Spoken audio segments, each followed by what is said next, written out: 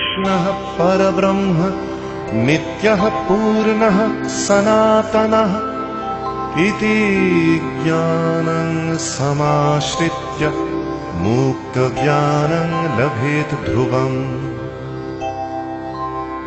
श्रीराम कृष्ण राम कृष्ण राम कृष्ण नमो नमः।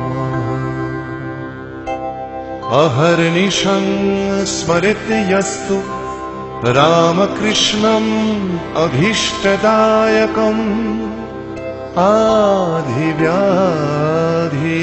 विमुक्तः सन् सदा सुखं कालं नयेत्। सर्वदेव देवीमयः श्रीरामकृष्णः स्वरूपतः जयलाभो भवेत् तस्य यस्येति रसनोपरि।